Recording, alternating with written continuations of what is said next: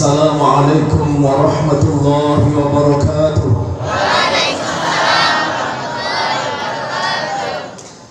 Alhamdulillahilladzi wahaba li 'alal kibari Ismail wa Ishaq. Inna rabbi lasami'ud du'a. Subhanaka la 'ilma lana illa ma 'allamtana innaka antal 'alimul hakim. Sadaqallahul 'azim. Segala puji hanya milik Allah Subhanahu wa ta'ala yang menggenggam jiwa-jiwa manusia, yang menghidupkan dan mematikan manusia, yang senantiasa mencurahkan nikmat dan karunia-Nya kepada kita semua. Semoga dengan nikmat yang Allah berikan kepada kita menjadi hamba-hamba Allah yang pandai bersyukur. La in syakartum la azidannakum wa la in kafartum inna 'adzabi lasyadid. Wa qala aidan fabi ayyi ala'i rabbikuma tukadziban. Salawat serta salam kita aturkan kepada junjungan alam Nabi kita Nabi besar Muhammad sallallahu alaihi wasallam yang telah membimbing kita untuk mengenal agama Islam, agama yang diridhai oleh Allah Subhanahu wa taala, dan yang telah mereformasi tatanan kehidupan manusia dari kegelapan menuju cahaya. Semoga telah kita mendapat syafaat dari beliau.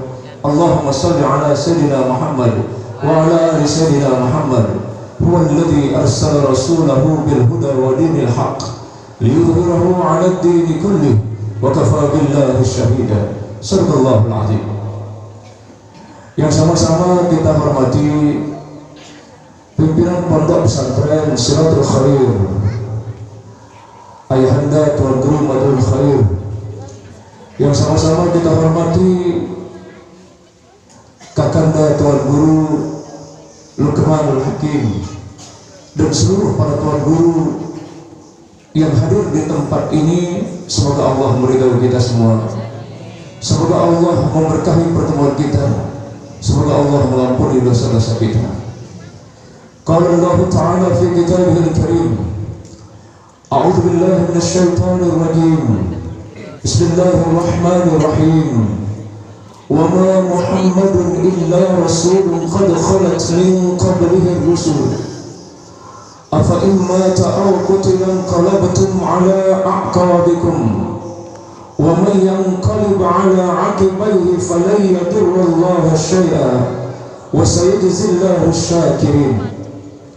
Wa qala aidan wa ma arsalnaka illa rahmatan lil 'alamin. Wa qala an-nabiy sallallahu alaihi wasallam innama bu'istu li utammima makarimal akhlaq. Wa qala aidan khairun nasi ahsanul khuluq. Wa qala aidan man kana yu'minu billahi wal yawmil akhir falyaqul khairan aw liyasmut, atau kama qala an-nabiy sallallahu alaihi wasallam. Pada sore hari ini ada dua pembahasan kita. Yang pertama Maulidur Rasulullah sallallahu alaihi wasallam, dan yang kedua hari jadi santri nasional. Rasulullah sallallahu alaihi wasallam menjadi bapak reformasi dari seluruh tatanan kehidupan manusia. Reformasi akhlak, reformasi peradaban, reformasi kebudayaan, reformasi adat istiadat, dan seluruh sektor kehidupan manusia. Beliaulah yang menjadi power dari kehidupan seluruh alam semesta ini. Maka tiga besar yang diunggah oleh Allah di dalam Al-Quran menjadi misi suci beliau. Yang pertama, beliau hadir menjadi liyukhrijakum minadh-dhulumati ilan nur. Yang kedua, wa ma arsalnaka illa rahmatan lil alamin. Dan yang ketiga, innama bu'istu li utammima makarimal akhlaq. Tiga kekuatan inilah yang dimunculkan oleh Allah untuk menjadi kekuatan baginda Rasulullah SAW. Yang pertama, kehadiran Rasulullah SAW ke belahan bumi ini adalah mengungkap tirai kegelapan, menguak misteri kegelapan, kegelapan jiwa manusia, kegelapan pikiran manusia, kegelapan pandangan manusia, kegelapan pendengaran manusia, dan kegelapan Maka Rasul SAW pertama kali yang dia tata, yang dia kelola, yang dia reformis adalah menata kejiwaan manusia. Oleh orang modern menyebutnya revolusi mental. Kenapa jiwa manusia yang pertama kali ditata oleh baginda Rasulullah SAW? Menata jiwa jauh lebih berat daripada membangun 1000 madrasah, membangun 1000 hotel, membangun 1000 kafe, membangun 1000 masjid. Kenapa? Kalau masjid sudah ada semennya, batunya, ongkos tukangnya sudah lengkap, maka jadilah masjid. Tapi untuk membangun jiwa manusia, untuk menjadi jiwa-jiwa yang baik, jiwa-jiwa yang lembut, jiwa-jiwa yang bercahaya, butuh kekuatan dan kesabaran. Jiwa manusia yang tadinya jiwa-jiwa masyarakat jahiliyah ditekan, terintimidasi, terjajah oleh banyaknya patung-patung yang mereka sembah. Ada namanya patung Uzza, ada namanya Manat, dan lain sebagainya. Itulah yang membuat jiwa-jiwa mereka tidak merdeka. Itulah membuat jiwa-jiwa mereka terbelenggu dan terpasung. Dia tidak mengenal Allah yang menciptakan alam semesta. Dia tidak mengenal syariat, apalagi tarekat, apalagi hakikat, apalagi ma'rifat, apalagi mahabbah. Kenapa? Hati mereka gelap dengan patung-patung itu. Maka selahirlah sosok Nabi Muhammad SAW yang membawa obor kebenaran, yang mendakwakan kalimat tauhid. 13 tahun dia tanamkan kalimat tauhid di Mekah. Baru mereka, hati mereka itu terang. Kenapa? Karena kalimat la ilaha illallah menata kejiwaan mereka, sehingga dia mengenal kebenaran, mengenal arti kehidupan yang sesungguhnya. Yang dulunya belum mengenal kalimat tauhid, maka hidup mereka seperti binatang-binatang liar. Setiap hari, setiap malam, hampir dari setiap suku Huza'ah, suku Haraj, suku Bani Kainuka, suku Quraisy sendiri, terjadi permusuhan antar suku yang satu dengan yang lain. Tapi ketika Rasulullah SAW hadir, membawa getaran kalimat la ilaha illallah, lalu tertancap di dalam hati mereka, maka dia sadar kalau mengadakan pertumpahan darah itu merupakan suatu perbuatan kezaliman. Kalau mereka melakukan perbuatan-perbuatan dosa dan maksiat setiap hari, setiap saat, maka itu akan menyesatkan mereka. Maka dengan hadirnya Rasulullah SAW yang membawa kalimat la ilaha illallah ini, maka terjadilah perubahan sikap, perubahan jiwa, perubahan mental manusia. Munuah tawa kalimat la ilaha illallah, maka kita tidak akan pernah diperbudak oleh yang namanya jabatan. Kita tidak pernah diperbudak oleh yang namanya harta. Kita tidak diperbudak oleh namanya tahta wanita. Tapi kalau kalimat la ilaha illallah tidak bersarang di dalam hati kita, maka kita jadikan dunia ini segala-galanya. Kita jadikan harta itu segala-galanya. Kita jadikan benda-benda dunia itu segala-galanya, yang kita akan kehilangan Allah. Kalau kita sudah kehilangan Allah di dalam diri kita, maka hidup kita mulai gelap. Dan inilah yang kemudian dirombak oleh baginda Rasulullah. Makanya minadz-dzulumati ilan nur, bukan saja kegelapan malam, akan tetapi kegelapan yang dimaksud di dalam ayat ini adalah gelapnya hati manusia. Lamun peteng hati manusia. Pelunggu bisa saksikan terjadi kejahatan bagi manusia itu. Ucapannya kotor, perbuatannya kotor. Kenapa? Batinnya kotor. Az-zahir mir'atul batin. Zahir itu adalah cerminan hati manusia. Dan puncak yang dinilai, yang dilihat, yang dituju, yang dihitung, yang dilihat oleh Allah adalah hati manusia dan amal pekerjaannya. Innallaha la yanzuru ila suwarikum, walakin yanzuru ila qulubikum wa amalikum. Allah tidak melihat wajah kalian, tidak melihat tangan kalian, tidak melihat kecantikan kalian, tidak melihat ketokohan kalian, tidak melihat harta kalian, tidak melihat jabatan kalian, tidak melihat popularitas kalian. Akan tetapi yang Allah lihat, yang Allah periksa, yang Allah hadirkan adalah hati kita. Sejauh mana kita membangun hati hari ini, maka sejauh itulah kehidupan kita. Kalau mental kita kayak kerupuk, maka sulit akan terjadi kemajuan. Kita selalu tertekan dan selalu takut kapan akan terjadi perubahan di tengah-tengah masyarakat. Jadi dengan adanya kalimat tauhid maka merdeka manusia, dan dengan adanya kalimat tauhid dalam jiwa manusia maka terjadilah kemajuan dan perubahan di atas muka bumi ini. Kenapa? Yang mengendalikan semuanya adalah Allah. Qulillahumma malikal mulki tu'til mulka man tasha wa tanzi'ul mulka mimman tasha wa tu'izzu man tasha wa tuzillu man tasha biyadikal khair innaka ala kulli syai'in qadir. Di tangan Allah semua kekuasaan. Orang jadi presiden Allah yang genggam, orang jadi menteri Allah yang genggam, orang jadi bupati, orang jadi gubernur, orang jadi lurah, orang jadi camat, orang jadi apa saja yang memiliki jabatan dan pangkat di atas dunia ini, Allah masih genggam. Kalau Allah lepas genggaman orang-orang yang berkuasa di dunia ini, maka dia akan terlantar. Hari ini Allah masih menggenggam bumi. Apa kata bumi? Wahai Allah, kami minta keadilan. Kami Kau ciptakan untuk memberikan manfaat kepada manusia, tapi manusia banyak melakukan kezaliman ya Allah. Kami minta keadilan supaya kami menelan manusia yang melakukan kezaliman. Tapi Allah bilang jangan. Masih banyak orang yang ngaji, masih luwek dengan zikir, masih luwek dengan salawatan, maka bumi pun diam. Begitu pula angin, petir, semuanya minta supaya manusia disambar yang melakukan kezaliman. Tetapi ingat, kalau terjadi gempa bumi, bukan saja orang yang melakukan kezaliman yang akan digoncang oleh gempa bumi itu. Orang-orang yang di masjid kena, orang-orang yang di surau kena, orang-orang di pengajian kena, orang di majelis taklim, orang zikir, orang selawatan kena juga dengan gempa bumi. Jadi gempa bumi itu tidak tahu orang bagaimana berzikir, orang bagaimana. Kalau terjadi gempa bumi, semua kita bergoyang. Betul tidak? Nah, kita kembali. Jadi Rasulullah SAW membuka hati kita. Makanya alhamdulillah, hati kita telah masuk iman, hati kita telah masuk agama. Maka damailah kehidupan ini. Kalau sudah iman masuk, kalau sudah kalimat tauhid masuk, maka damailah kehidupan manusia. Baru Rasulullah membawa syariat. Apa itu syariat? Aturan yang diberikan oleh Allah, undang-undang kehidupan manusia.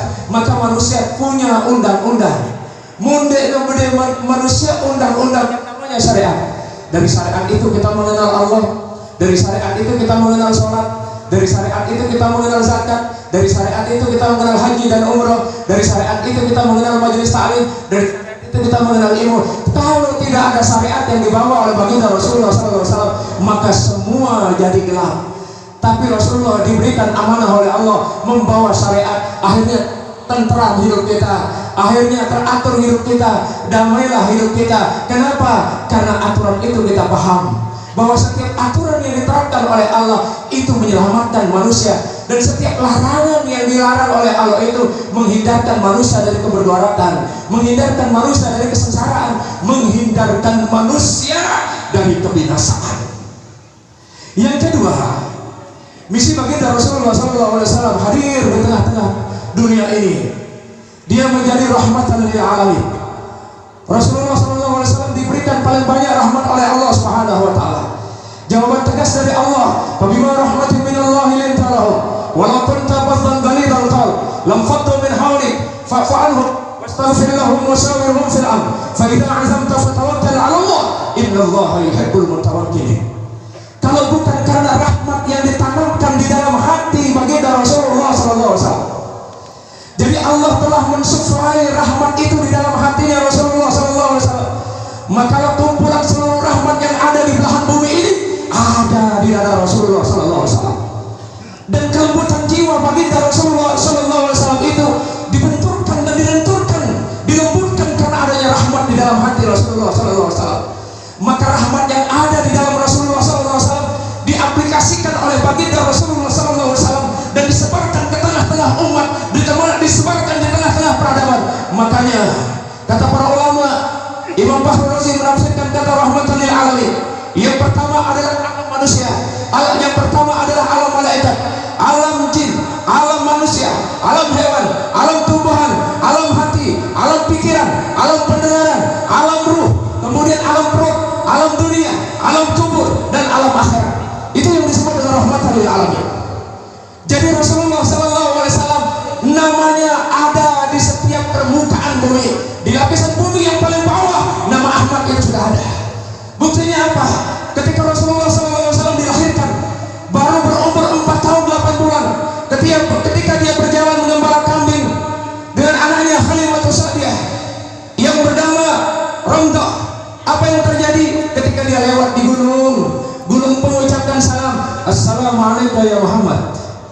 gunung ucapin salam kepada baginda Rasul, sehingga anaknya Halimatus Sa'diyah ini kaget ketika Rasulullah SAW lewat di depan singa, lewat di dekat macan, lewat di sekumpulan, di kelompok kambing-kambing, maka kambing itu juga mengatakan Assalamualaikum ya Muhammad.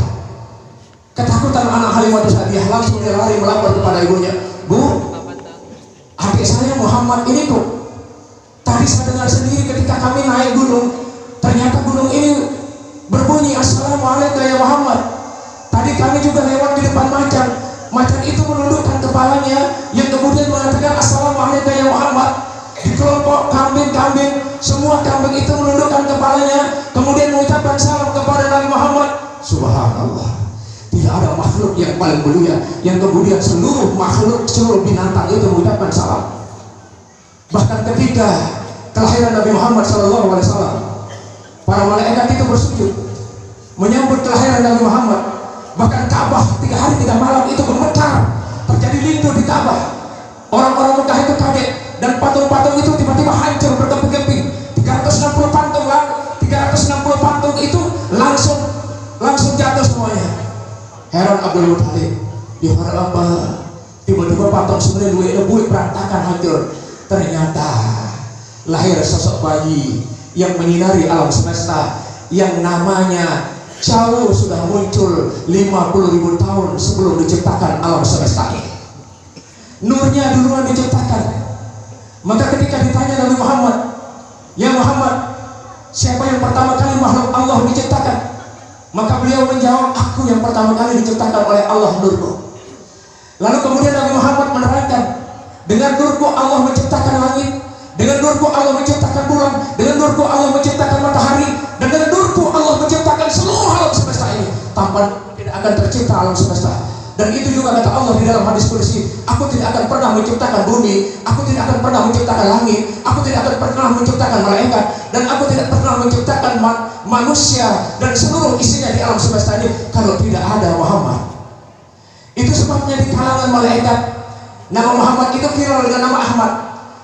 Namanya Ahmad, namanya Muhammad, namanya Ahid, namanya Wahid, namanya Toha, namanya Yasin, namanya Habibullah. Dalam kitab Dalailul Khairat beliau memiliki 200 nama. Yang paling viral namanya di langit adalah Ahmad. Dari kata Ahmad inilah lahir huruf alif, lahir huruf ha, lahir huruf mim, lahir huruf dal. Alif itu berdirinya manusia sholat, ha itu rukuknya manusia sholat, mim itu sujudnya manusia sholat, dal duduknya manusia sholat. Lahir daripada kata Ahmad. Andai kan tidak ada Ahmad, maka kita tidak pernah mengenal sholat. Dari situlah Allah menciptakan semuanya itu dari nur Muhammad. Di dalam kitab Taurat dan Injil disebutkan ribuan tahun sebelum kelahiran Nabi Muhammad sudah ditulis oleh Allah di dalam kitab Injil namanya Ahmad. Di dalam kitab Zabur sudah ditulis namanya Ahmad. Kemudian di dalam kitab Taurat namanya Ahmad. Maka lahirlah umat Nabi Isa yang bernama Balukiyah. Ketika telah meneliti, telah membaca, mutlaah kitab Injil, ternyata di situ tertulis nama Ahmad. Akan lahir seorang yang bernama Ahmad ribuan tahun yang akan datang, yang akan menjadi pemimpin dari seluruh para nabi, yang akan menjadi pemimpin bagi seluruh belahan bumi ini. Maka Balukiyah ini keliling dunia selama 50 tahun. Ngemeta siaran Muhammad, ternyata dia tidak ketemu dia dengan Nabi Khidir di Jabal Qab. Di Jabal Qab itu dalam sebuah riwayat Allah menciptakan Jabal Qab itu terbuat dari intan dan berlian. Di samping Jabal Qab itu Allah membuat lautan yang isinya ikan-ikan yang selalu membaca selawat kepada baginda Rasulullah SAW. Bayangkan, ikan bersolawat. Kalau kita mau jujur Bapak Ibu, kalau ada orang tidak maulid, dia tidak mengenal sejarah. Tapi jangan celah orang tidak maulid. Kenapa saya katakan dalam riwayat, ternyata ikan itu juga maulid, kemudian angin itu juga maulid, petir itu juga maulid, kemudian tanah itu juga maulid, batu-batu maulid, pohon kayu maulid, daun-daun maulid, bunga-bunga maulid. Apalagi kita sebagai manusia, sangat sombong kita kalau tidak mau maulid. Kenapa kalau tidak ada Rasulullah? Maka gelap gulita alam ini. Kalau tidak ada baginda Rasulullah, kita tidak mengenal Allah, kita tidak beriman, kita tidak Islam, kita tidak mengenal Al-Quran. Tapi sayang, orang-orang belum memahami siapa Rasulullah. Kalau kita bagaimana Rasulullah SAW kangennya buat kita, 1000 rakaat setiap hari, setiap malam. Beliau melaksanakan sholat taubat. Ditanya oleh Sayyidah Aisyah radhiyallahu anha, wahai suamiku, lama sekali aku nunggu, sholat apa sih sebegitu banyak tadi? Jawab Nabi Muhammad, wahai istriku tercinta, aku sholat sunat 1000 rakaat setiap hari, setiap malam, sholat sunat taubat. Lalu kaget Sayyidah Aisyah, bukankah engkau adalah Nabi yang maksum? Pintu surga engkau yang pertama kali buka, kunci surga engkau yang pegang. Kau adalah makhluk yang paling mulia, namamu itu dekat dengan Allah. Tapi tersenyum Rasulullah, saya ini lakuin sholat sunat taubat 1000 rakaat untuk umatku yang tidak sempat taubat kemudian meninggal dunia, untuk umatku yang bolong-bolong taubatnya. Ini Rasul kangen sama pelunggu. Tapi kita pernah gak sholat taubat 100 rakaat? Saya yakin enggak. Jangankan mau sholat taubat 100 rakaat, sholat tarawih saja baru 10 rakaat sudah meninggalkan iman. Malam pertama aja penuh saatnya sampai malam 10. Malam ke-11, 12 sudah keciput motong yang dipikirkan, jajan tujak yang sudah mulai dipikirkan, baju-baju yang sudah mau dipikirkan. Amit-amit keburu mau sholat sunat taubat 1000 rakaat. Baginda Rasulullah yang tidak ada dosanya, yang tidak ada salahnya, dia manusia yang paling sempurna, masih sempat bertobat. Kok kita yang banyak dosa, yang banyak kezaliman, yang banyak apa Bu? Bu, saya minum dulu. Suruh jawab gak mau jawab. Kita yang banyak dosanya, jarang-jarang mengatakan astagfirullahaladzim. Jarang-jarang kita mengakui dosa kita. Padahal dosa dari telinga banyak, dosa dari mata banyak, dosa dari ucapan banyak, dosa dari perbuatan banyak. Kok malu sholat taubat? Rasulullah SAW gak ada dosanya 1000 rakaat karena dia kangen sama pelunggu. Tapi pertanyaannya, apakah pelunggu kangen? Kangen. Ya kalau hanya sekedar kangen di mulut. Apa kata Rasulullah SAW? Tanda-tanda umatku mencintai aku, mengagumi aku. Pertama, umatku harus ikhlas. Yang kedua, umatku harus sabar. Yang ketiga, umatku harus istiqomah. Yang keempat, umatku harus tawakal. Kenapa ikhlas menjadi pertama? Karena perjuangan Rasulullah itu siang dan malam. Beliau di saat perang Uhud giginya patah, punggungnya robek. Ketika berdakwah ke Taif, bukan disambut dengan senyuman, bukan disambut dengan keceriaan, tapi batu yang melayang sampai pelipis beliau robek, kaki-kaki beliau berdarah. Demi apa? Menegakkan agama Islam supaya sampai di Ambon ini. Kalau tidak patah giginya Rasul, kalau tidak sobek ini punggungnya Rasul, kalau tidak berdarah itu pelisisnya Rasul, tidak akan dikenal Islam oleh orang Ambon. Mungkin masih kita menjadi orang Majusi. Tapi pertanyaannya, pernahkah kita meneteskan darah membela agama ini? Amit-amit terkadang di dalam beragama kita saling sikut. Orang naikkan jubahnya di mata kaki dikatakan banjir. Orang gini-ginikan telunjuknya dikatakan gilik sambal. Orang hitam jidatnya dikatakan tombong sigon. Orang jenggotan dikatakan bembe dembong. Gimana ceritanya? Itu kan sama muslim. Kita sama-sama sudah membaca kalimat la ilaha illallah. Perbedaan yang namanya khilafiyah jangan diungkap-ungkap. Yang mau jenggotan sudah, yang tidak jenggotan tidak apa-apa. Dendek celah dengan si baok, bareng dendek celah dengan si dede baok. Dendek celah dengan si bedang si kenena, bareng dendek celah dengan si dede bedang. Aluk dor wasi jombu mente. Tahu tidak? Dendek celah dengan si atas jubahnya. Yang perlu pelungguh tegur adalah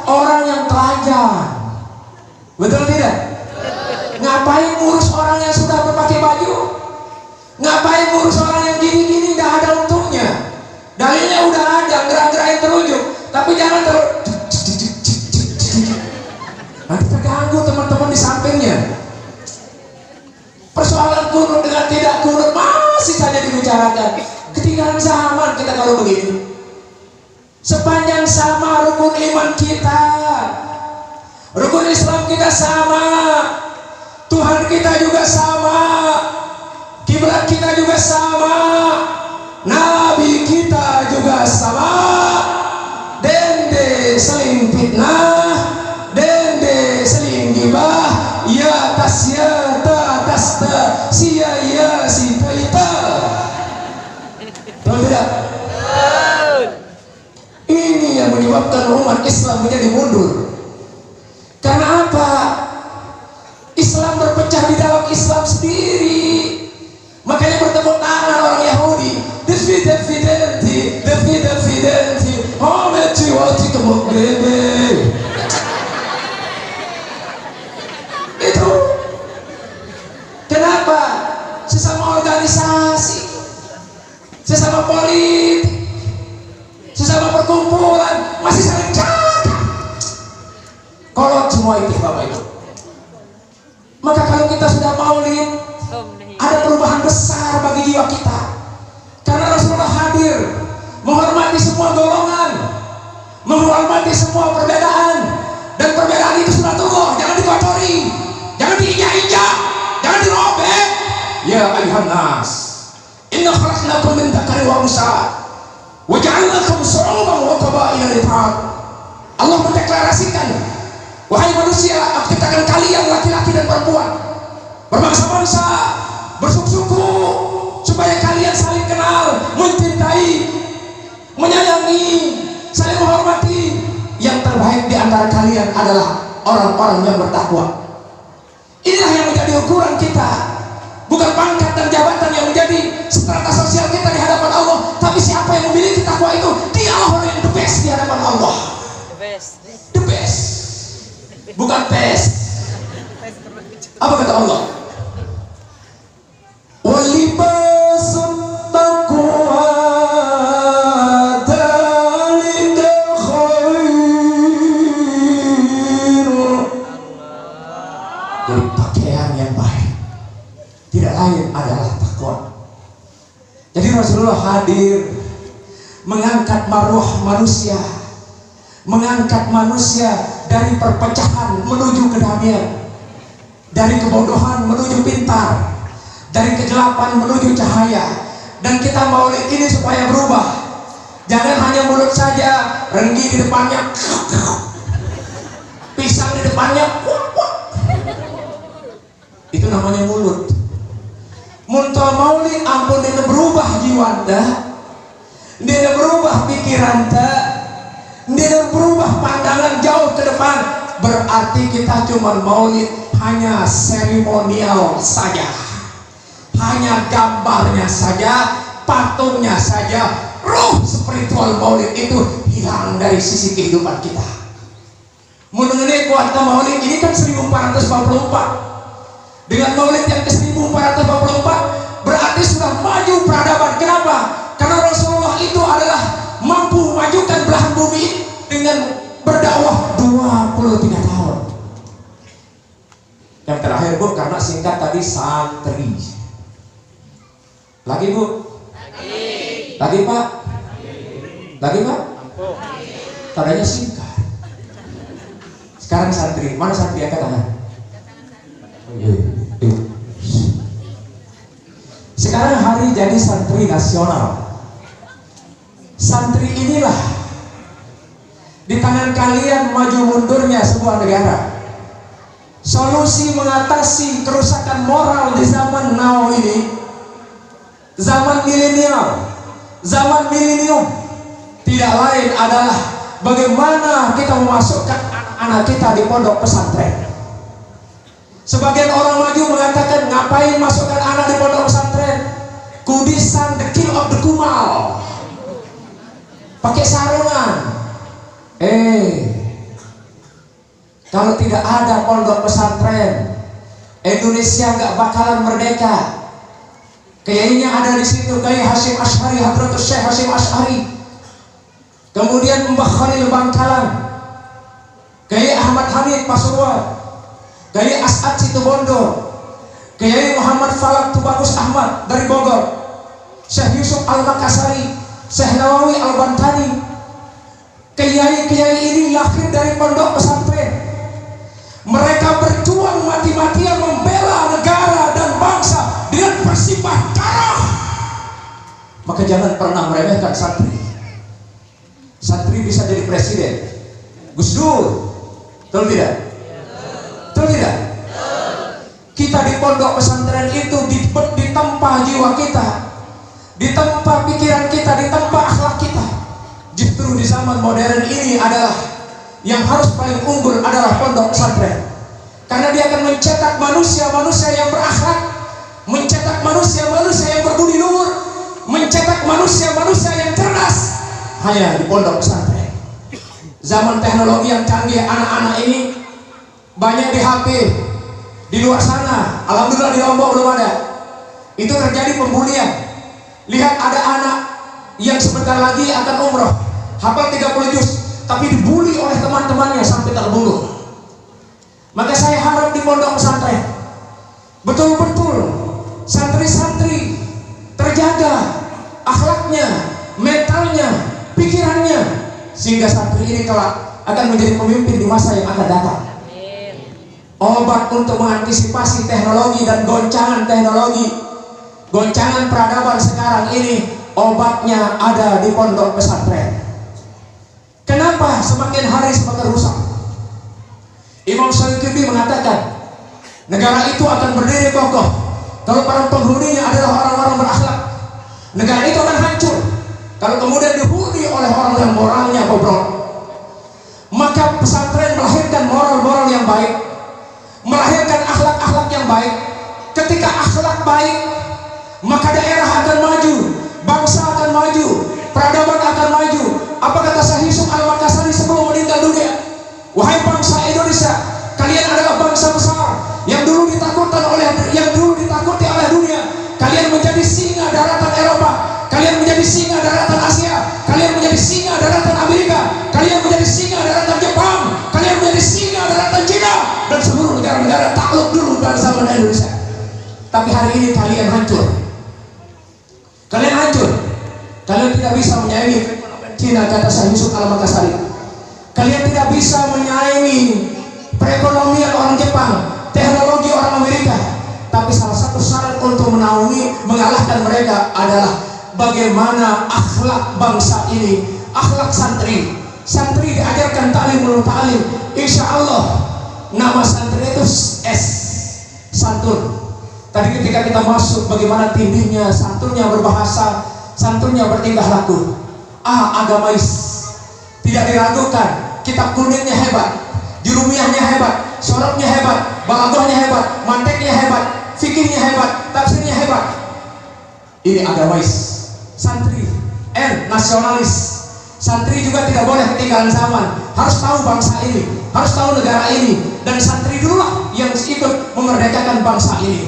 Maka hebat santri, saya berharap kalian akan lahir dari Ambung ini. Walaupun dari Ambung, otak kalian adalah Jerman dan hati kalian adalah Ka'bah. Dekat kalian dengan Ambung, makanan itu bilang opak-opak, lagu harus tenggeromak ke seluruh dunia. Saya dikenal, betul tidak? Boleh kita makan opak-opak di Ambung, tapi di Jerman kita ngopak-ngopak, di Belgia kita ngopak-ngopak, di Cina kita ngopak-ngopak. Tentu lahir santri ini. Tadi saya dengar ada yang berapa juz hafalnya di santri-santri kita di sini? Oh, ada berapa? 30 juz. Beneran mana yang 30 juz? Saya mau kasih pertanyaan satu, saya kasih hadiah. Mana yang 30 juz? Mana? Oh ya, silakan di depan. Oke, kena hadiah no. Hadiah mana? Oh sakit. Oke, ini hadiahnya 50.000. Tambah. Masya Allah. Ini tanda-tanda kekuasaan Allah. Ayatun min ayatillah. Apal 30 juz. Ibu-ibu cuma juz melon, juz mangga, juz jeruk. Oke Ustaz. 30 juz. Kelas berapa? Nggak sekolah. Saya bilang 1. Oh, alhamdulillah. Bismillahirrahmanirrahim.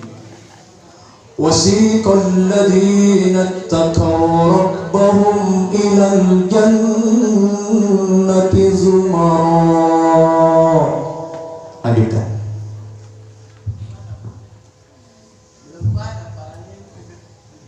Lanjutkan. Belum kuat hafalannya. Oh, belum. Oke. Ada santri yang bisa lanjutin di sini? Ayo maju-maju, jangan malu-malu. Ayo maju-maju. Ngomong dong. Jangan malu-malu. Nah, gitu kan. Cantik jadinya semakin ngomong. Coba ulangi. Ayo maju-maju. Semua. Jangan malu-malu. Oke Ustaz, saya ganti soalnya. Bismillahirrahmanirrahim.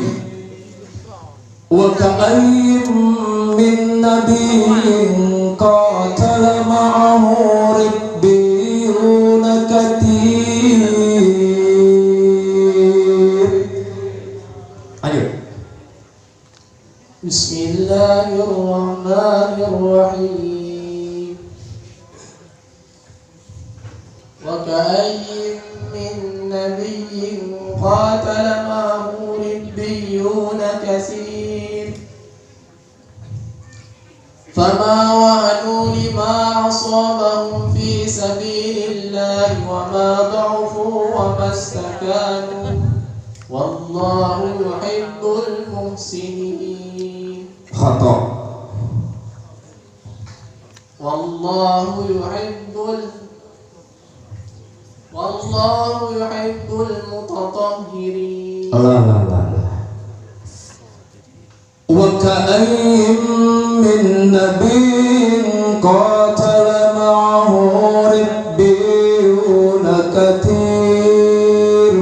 Fama wahanu lima asabahum fi sabilillah wa ma da'ufu wa mastakanu. Wallahu yuhibbus sabirin. La yuhibbul mutatahhirin. Tulis ke. Laqad sadaqallahu rasulahu ar-ru'ya bil haqq. Lanjutkan. Oke, sudah. Terima kasih. Saya kasih hadiah.